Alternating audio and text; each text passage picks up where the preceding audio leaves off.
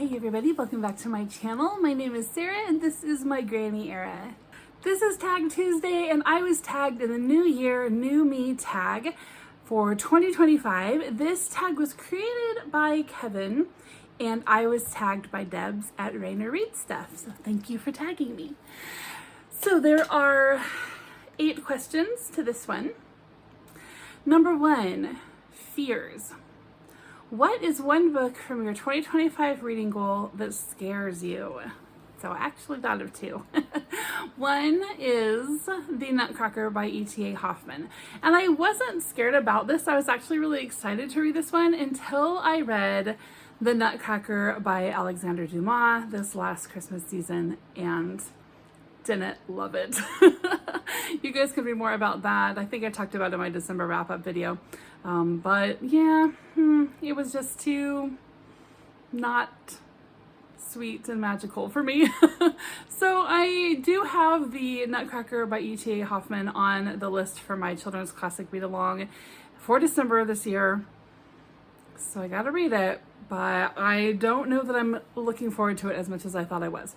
All right, and then the other one is The Prince and the Pauper by Mark Twain. Now I'm gonna go into detail on Mark Twain here in a little bit, but I guess I never liked, Tom Sawyer and Huckleberry Finn. I was never into those, and so I'm a little cautious if I'm going to like The Prince and the Pauper, but I think I will. I think the story appeals to me more than those other ones did. So we'll see. But those are my 2 that I'm a little cautious about that I know I do have coming out, but maybe I'll be pleasantly surprised. Number 2, patience. What is the one book on your 2025 reading goals that you want to start immediately? That would be Piranesi. My husband bought that for me and I wanted to put it on my January TBR, but I just had a whole pile of stuff already and I was like, I'm not going to add this one on here. He bought it for me after I had already kind of settled on what I was going to read in January. So, but it's only the middle of the month, so I might just pull it out after all, but I am really looking forward to it. So if I don't get to it in January, definitely in February. Number 3, growth. What book last year pushed you to reflect and or to grow as a reader? Now, there was a couple of things I could think of. One, and I already kind of talked a lot about this, so I won't go into a lot of detail, but The Christmas Carol, A Christmas Carol by Charles Dickens really kind of slapped me back into things that I already know. It's just kind of like reminded me of hope and compassion in a way that I just really needed to be reminded of this year. And I can't put my finger on it, but it changed a lot of stuff that ended up snowballing into some really major changes that our family has chosen to make just the beginning of the year here, just going forward in just peaceful happiness, I guess. So I had read the book, dozens of times, or at least a dozen times before, but it did something different this year in me. I'm thankful for that.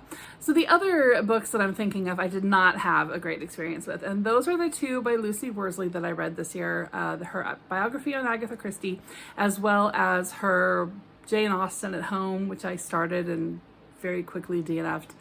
And I think the way in which reading those changed me was I realized that just because you have a degree and you might have like fancy credentials and you might have like a fancy job and stuff, it doesn't necessarily mean that you always know what you're talking about. And so it kind of helped me to be not quite so intimidated, I guess, and just sort of like own my own intelligence, if that makes sense, because the stuff that I was annoyed with by her in her 2 biographies that she wrote, it was really just her like making stuff up, just kind of cause. It was almost like her mentality was like, well, there's nothing new that I can say about these people, so I'll just make some stuff up. And I just did not respect that at all. I felt like, I've only seen her on TV, but I guess it's just the person that I thought she was, as far as like scholarliness goes, maybe not so much. I just wasn't impressed. I didn't seem like scholarly sort of writings. So anyway, all that to say, I think from reading her two, books that I looked at this year, I realized I just need to just own it. Like where I'm at academically, intelligence-wise, whatever, and not be intimidated because, I didn't finish college. I can still be smart. It's okay. So let's move on to number 5. Self-care. What is one book and or series that you revisit for comfort? And I had to think about this for a while because there's a lot of books that I feel like I revisit for various emotional reasons. But Pride and Prejudice really is the one that at a very specific time in my life, I was grieving so hard that I couldn't focus on reading. I couldn't focus on writing. Everything I tried to write just came out sounding really, really bad. Everything I tried to read just got all jumbled up and I was distracted. And so I put away reading and writing for quite a while, and that's hard, right? Because that is just part of my everyday in a huge way. And then one day I was like, I'm going to pull out a story that I know so well that if I get distracted, I can still stay on track and just see if I can push through and finish a book. And so I pulled out Pride and Prejudice, and sure enough, I not only was able to follow the story, but it was like reconnecting with people that I know and that know me and that love me. It was really comforting. It really gave me some stability when, I had lost my dad. Everything was all over the place and I felt very unstable and kind of afraid and just sort of alone in the world a little bit. And reading this story, just brought that stability. It didn't fix everything, but it did get me out of a reading slump and kind of back on track. So I appreciate that. Number 6, forging ahead. What is your favorite debut book or first book in a series that you read last year?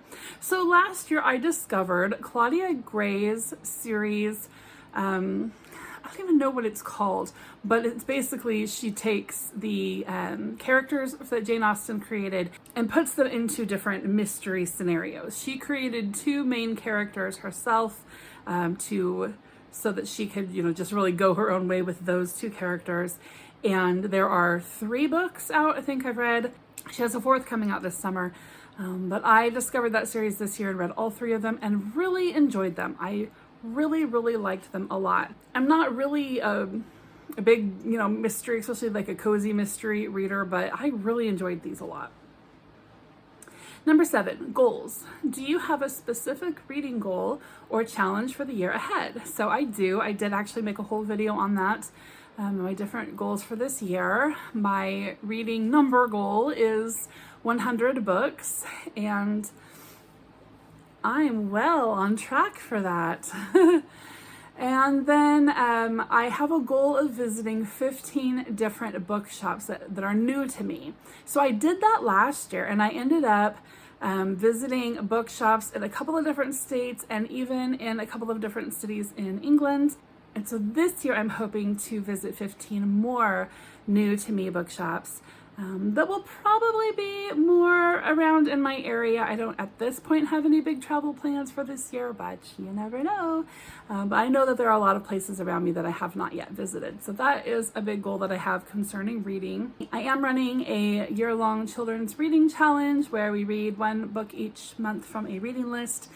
You can find all the information for that in my Discord if you're interested in that, and the Discord link is down in the description box. And so I have 1 book on my list for each month there, but besides all of that, I think that I really want to pursue more nonfiction this year. I feel like if someone were to ask me, hey, do you read more fiction or nonfiction? I would be like, oh, definitely nonfiction.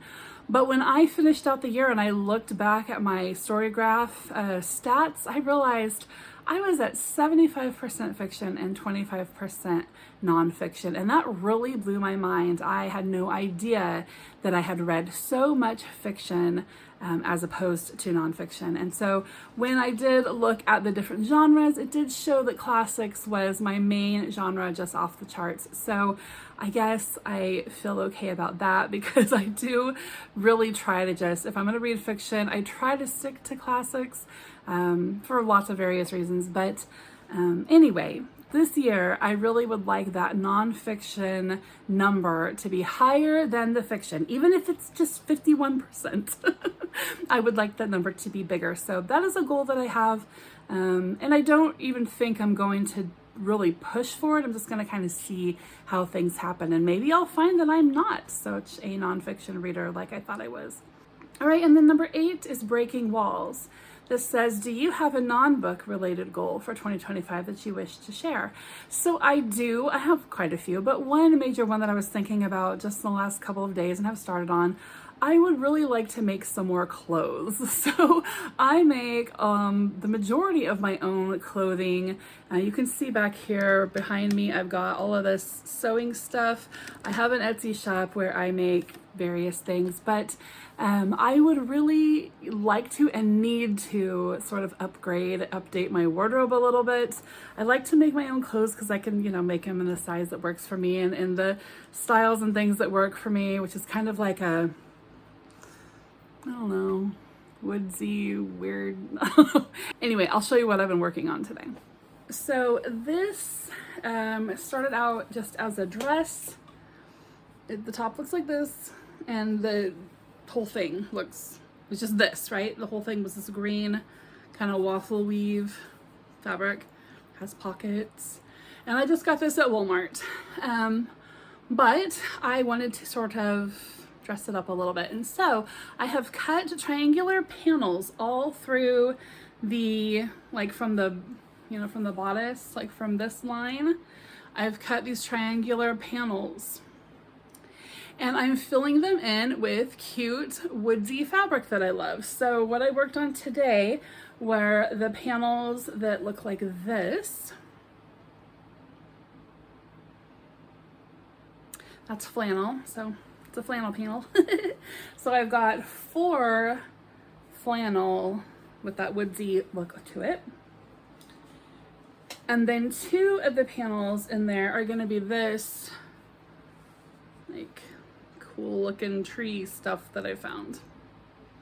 So it's just it's a dress, but I usually would wear a skirt or leggings under it, just 'cause I dress in layers. It goes about down to my knees, and then I'll just wear, leggings or a skirt or something under it. But that's what I've been working on today. So it's gonna, like, the panels I'll go back and forth between the waffle weave and the flannel, and then like there's a little flannel one at the bottom, and then that one needs the tree, and you get the idea, hopefully. So I'm working on that one, and then with those same fabrics, I actually cut this one out first and then realized I had a bunch left, and so I wanted to do something else with it. So with the same fabrics, I'm just making a skirt that has different panels all the way around it. So it's called a gourd skirt.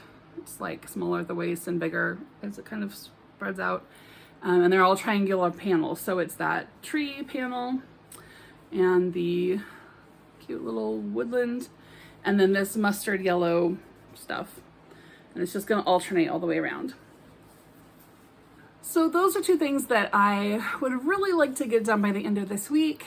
And just throughout the year, especially these next few months, I really want to focus on making myself some clothes. So if you guys are interested in that, let me know. I will keep you updated if you're interested. This is mainly a book channel, but it's also like, a granny stuff channel. I technically am a grandma, but I'm also only 45, so I'm not a granny. Anyway, if you guys are interested in seeing some of the other projects I'm working on, let me know. And then if you are, as I'm doing them, I'll keep you updated. That is it for this tag. This was a fun one. It was fun to think about these things that I hadn't been thinking about. So I hope everybody's having a good day. I will tag some of you guys, but please, if you want to do this tag, do it, and then make sure and tag me so I can come and watch your video. Hope you guys are having a great day. I will see you soon. Bye-bye.